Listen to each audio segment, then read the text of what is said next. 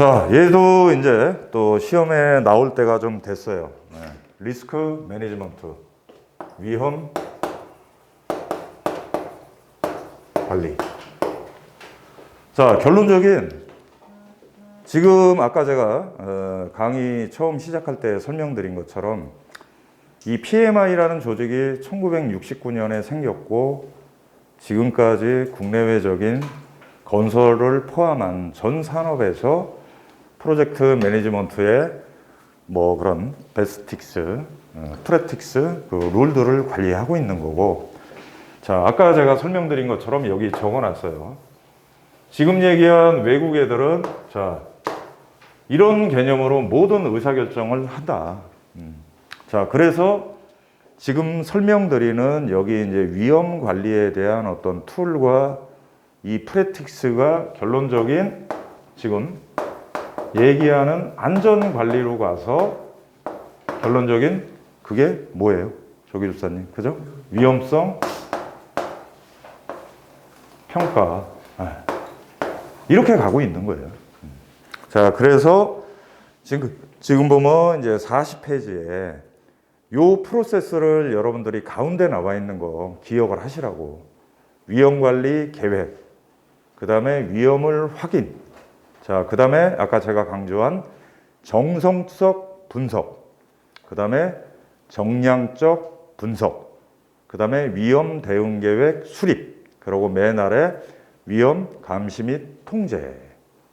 자, 그 다음에 이 사이클들이 어떻게 가는 거예요? 이렇게 해서 위에서부터 탑다운으로 해서 공사 시작하기 전에 이렇게 딱 계획을 수립하고 이렇게 하면 끝나는 거죠. 정기술사님. 이렇게 하면 되죠. 끝나는 거예요? 안 끝나는 거예요? 그럼 어떻게 해야 되는 거예요? 자, 아까 설명드렸잖아. WBS에서 초기 계획 단계에는 불확실성이 많기 때문에 어떤 일정 시점에 다시 그 사이클들을 지금 나와 있는 것처럼 이렇게 왔으면 다시 요거를 돌려야 된다. 그래서 새로운 위험이 또 등장할 수도 있는 거고, 아까 봤더니 현장 초기에는 이건 레벨 A 등급의 중요한 등급으로 위험을 봤더니 어느 시점 지나가니까 걔는 없어졌어. 소멸이 됐어. 자, 그래서 실제 지금 제가 설명하는 부분 여러분들이 일하는 데도 보면 현장 초기에만 공정표 그냥 멋지게 해서 뭐 고심해서 짜놓고 그 다음부터는 벽에다가 이렇게 걸어놓고 관리 안 하시면 안 된다는 얘기인 거야. 모든 계획이라는 거는 계속 리비전이 돼야 되고 변하는 그 상황들 반영을 해야 된다. 그게 아까 품질 관리에도 얘기한 PDCA 사이클, 플랜, 두, 체크. 그게 뭐예요? 액션. 그래서 계속 이렇게. 유능한 소장님들은 이런 툴로 관리를 하는 거예요. 게으른 소장님들은 초기에 그냥 계획표만 작성해놓고 처박아놓고 그렇게 해가지고는 요새 이 복잡한 상황에서 관리 못한다. 자, 그 다음에 이제 아랫장.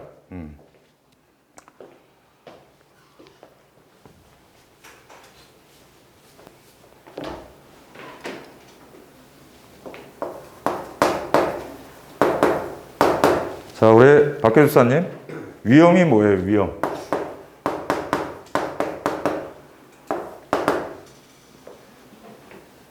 위험.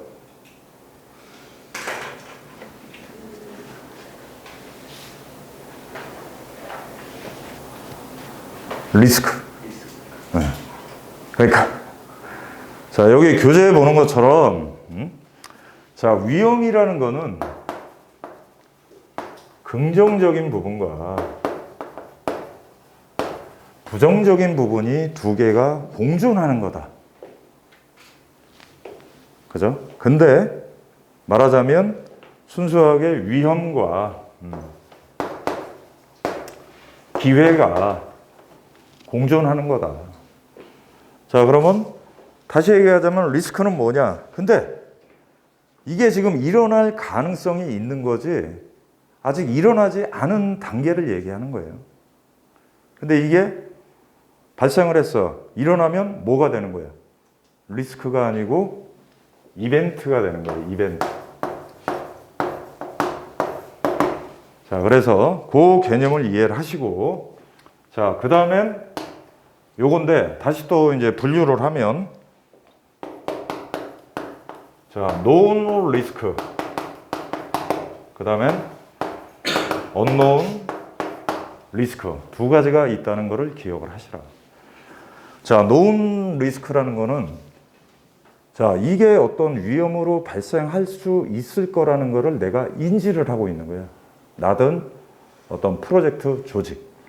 그 다음에 unknown risk는 몰라. 그러니까 가장 심각한 거죠. 위험이 이제 저게 조만간에 발생할 텐데 발생할지 안 할지 자체를 모르니까 대책을 못 세우는 거잖아요. 그죠? 자, 예를 들면 자, 해운대 바닷가에서 내가 초고층 프로젝트를 관리하는 현장 소장이에요. 그러면 known risk는 태풍. 자, 분명히 어떤 하절기, 여름철부터 해서 추석 전까지 세네 개 태풍이 지나가겠구나. 자, 그때 이제 우리 현장은 한 30층 정도 이제 골조가 올라갈 테니까 외벽에 SES 폼이든 뭐든 어떻게 관리를 해야 되겠구나. 내가 경험을 통해서 알기 때문에 얘는 대책을 수립할 수 있고 관리가 가능한 거예요. 자, 근데 지진. 일어날지 안 일어날지 모르잖아요. 그죠? 뭐 극단적으로 예를 들면 그거다. 자, 그래서 종합적으로 자, 우리가 지금 하고 있는 건설에서 특히 건축 시공 쪽에서 리스크 관리라는 거는 자, 위험이라는 부분은 긍정적인 부분과 부정적인 부분이 있다. 그래서 대책은 뭐겠어요? 긍정적인 부분은 기회 요인을 극대화시키는 거고 부정적인 부분은 발생을 했을 때 영향이 최소가 되거나 발생하지 않도록 관리를 해야 되는 거다. 우선은 여기까지. 자, 그 다음엔 그 위험도 보면 우리가 예측 가능한 known 리스크가 있고 unknown 리스크가 있다. 그래서 어떻게 가야 되겠어요? 자, 이런 활동을 통해서 이쪽 known 리스크 쪽에 포지션을 많이 올려줘야 되는 거죠. 그래서 자, 실질적인 지금 대기업이나 메이저 건설사들은 저런 리스크를 뭘로 관리해요? 데이터베이스로 관리를 하고 어떤 프로그램을 통해서 평가를 하게 하고 자, 이렇게 관리를 한다. 자, 그 다음에 이제 뒷장.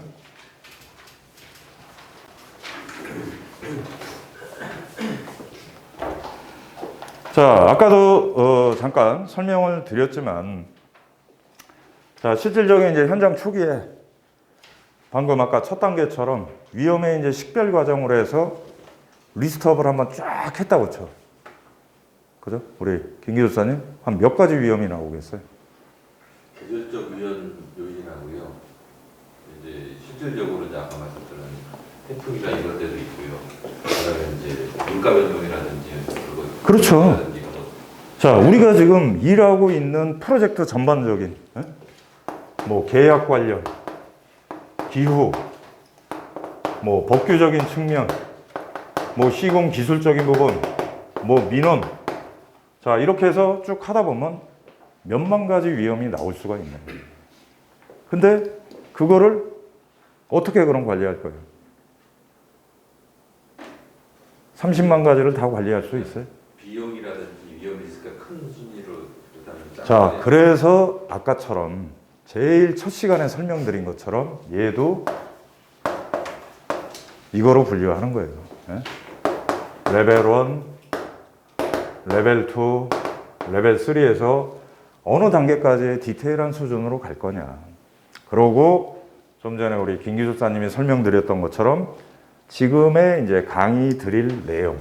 자, 그래서 그냥 WBS 하면 그냥 작업 분류 체계 여러분들 이렇게만 하지 마시고 제가 계속 강조 드리는 거예요. 우리가 일을 해야 되는 내역서 베이스의 가장 첫 단계가 WBS다. 그 내역서를 어떤 체계로 어떤 디테일한 부분으로 작성을 할 건지. 그래서 그놈을 가지고 비용이라는 거를 집어넣으면 CBS가 되는 거고 BIM으로 끌고 가서 어떤 객체 오브젝트 덩어리로 가면 그게 보면 4차 산업혁명 기술에 의한 우리가 가고자 하는 목적으로 시뮬레이션도 가능한 거고. 자, 그래서 그 개념과 별개가 아니라는 걸 이해를 하시고요. 그 다음에 요거를 여러분들이 이제 꼭 기억을 하시라. 위험, 노출도. 자, 그렇게 해서 영어로 probability and impact matrix 해서 함수다. 자, 발생할 가능성. 그 다음에 발생했을 때 영향력. 자, 그래서 요거로 관리를 해야 된다. 자, 이게 아까 제가 설명드린 안전관리에서 위험성 평가나 동일한 개념이다. 자, 아까 첫 시간에 설명드린 것처럼 발생할 가능성은 뭐예요? 확률이죠. 자, 그 다음에 영향력은 뭐겠어? 돈으로 따지는 거야. 그래서 지금 제가 설명드린 자, 건설관리의 모든 핵심은 정량적인 분석이다. 그 다음에 확률과 돈. 그 다음에 실제 우리가 관리할 때는 다는 관리를 못하니까 중요도, 순위에 입각해서 선택과 집중해서 어디까지 관리할 거냐. 자, 답안 작성도 제가 뭐라고 했습니까? 시공시 유의사항 하면 어떤 순서로 작성을 해야 된다고 했어? 우리 김 교수님. 선택과 집중해야지. 그죠? 아이템 7개, 8개 필요 없다고 했잖아. 5가지. 그 대신 1번은 뭘 써야 돼? 그 문제에 제일 적합한 가장 중요한 것들. 네. 전혀 새로운 내용을 듣는 것 같은 표정을 저한테. 자, 그래서 여기도 마찬가지예요. 그래서 이제 예를 들면, 자, 아까처럼 뭐 해운대 쪽에서 우리가 초고층을 하는데, 뭐 공사 한 중반기 정도에 이제 태풍이 온다 이거예요. 자, 그러면 태풍이 발생할 확률은 어때요? 매년 보면 3, 4개의 태풍은 지나가. 그러면 거의 100%야, 100%. 자, 그리고 1차적으로 우리가 이제 착공하고 한 10개월 정도 골조 한 28층 지나갈 때 외부에 ACS든 뭐 달려 있을 때. 자, 그러면 그 상태에 했을 때 태풍 매미 정도 강도가 왔어. ACS고 뭐 할아버지고 그 외벽 폼이 떨어져서 뭐 바깥에 지나다니는 뭐 인명 피해까지 생긴다. 뭐 금액으로 따졌더니 이걸 환산해 보니까 한 5억 정도가 되더라. 그러면 얘는 100% 확률의 5억이라는 거로 해서 자, 5억이라는 위험 노출도가 생기는 거예요. 자, 그래서 이런 식으로 우리가 여기에 의해서 관리할 수 있는 위험들을 금액 순위로 줄을 쫙 세우는 거예요. 그래서 왼쪽에 보시는 것처럼 조직마다 지금처럼 위험 노출도, 확률, 금액 해서 요 가이드들, 베이스 라인들을 가지고 가는 겁니다. 그래서 A등급, 뭐 예를 들면 B등급 해가지고 금액으로 따졌을 때 A등급은 뭐 한 2억. 자, 그 다음에 B등급은 1억. C등급은 1억 미만. 그래서 이 많은 것들을 관리를 못하니까 자, 우리는 그러면 여기까지의 위험들만 관리하자. 그렇게 관리한다는 거예요. 그게 위험성 평가. 지금 얘기하는 위험 노출도. 자, 선택과 집중. 그죠? 자, 우리 진 교수사님. 예. V라고 들어보셨죠? V. 예. V가 뭐예요? 비용에 대한 그 기능, 그러니까 그 돈을 작게 줄이면서도 기능을 제대로 많이 높여줄 수 있는 어떤 것을 찾아내는 것, 행위죠. 네, 그렇게 답을 하시면 40점이야. 합격을 못해. 자, 이따가 강의 드리겠지만 VE는 뭡니까? Value Engineering. 한국말로 가치공학. 비용 절감이 아니다. 비용 절감이 아니다. 가치를 극대화시켜주는 거다. 그러면 투입되는 기능, 펑션은 동일하면서 비용을 줄여주는 것도 분모가 줄으니까 분자가 커지는 거죠. 그죠? 그 다음에 비용은 더 투입시키면서 가치는 마감재, 아까 얘기한 것처럼 상향제로 해서 더 높여주는 것도. 그죠? 그러면 V도 또 마찬가지예요. 이런 식으로 똑같은 거야. 현장에 도면을 받았을 때 VAR 어떤 항목들 리스트를 또 쭉 다 결정을 해. 그러면 거기서 그 많은 게 뭐 건수 뭐 한 100건이 나왔어. 그거 다 핸들링 할 거예요? 안 하죠. 그럼 어떻게 하면 좋겠어요? 똑같은 거예요. 똑같은 거. 자, 그 아이템을 선택을 했을 때 지금처럼 절감 효과가 큰 거, 수량이 많은 거, 금액이 큰 것들. 자, 마찬가지. 지금 다 같은 원리다. 그래서 요놈들을 꼭 기억을 여러분들이 좀 하시라는 얘기예요. 자, 그 다음에 43페이지. 예. 자, 이렇게 해서 지금처럼 정성적인 분석을 통해서 선택과 집중, 파레토 법칙 80대 20. 자, 이렇게 해서 우리가 관리하고자 하는 위험들을 이제 자, 이렇게 정리를 했어요. 예를 들면 딱 추려서 아까 조직에 따른 가이드라인에 의해서 뭐 한 30개의 위험을 했고, 여기도 보면 이제 A 등급, B 등급 다 이렇게 했어. 그러면 자, 여기에 따른 그러면 이제 대책을 세워야 되는 거죠. 대응 전략. 어떻게 할 거냐. 자, 그래서 여기 나와 있는 요 표의 내용을 여러분들이 기억을 하시고 답안지에 갖다 쓰셔야 된다. 자, 그러고 아래쪽 거는 잊어버리시면 돼. 기회. 그죠? 아까처럼 위험은 부정적인 부분이라 최소화시키는 거고, 기회라는 거는 동일한데 극대화시키는 거라 반대의 개념이다. 그래서 맨 위에 거만 기억을 하시자. 그래서 첫째, 회피라는 전략이 있고, 두 번째 전가, 그 다음에 세 번째 완화, 자, 네 번째 수용. 자, 그래서 회피라는 거는 발생하지 않도록 적극적인 조치를 취하는 거예요. 자, 그래서 아까 태풍에 대한 사례를 들면 어떻게 하면 되는 거예요? 어기술사님. 회피 전략을 내가 쓴다 하면.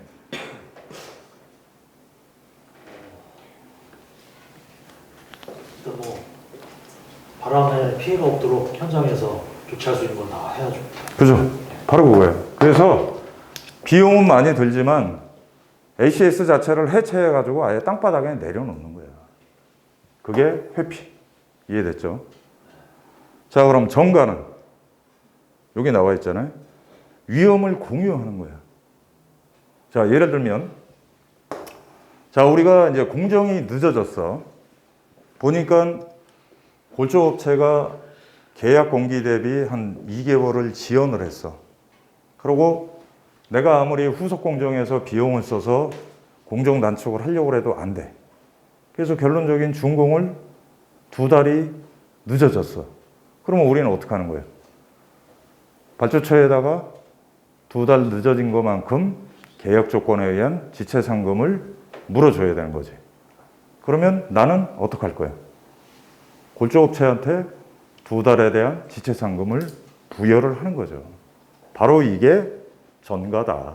그리고 가장 이제 일반적인 부분이 지금처럼 공사 관련 그런 보험들.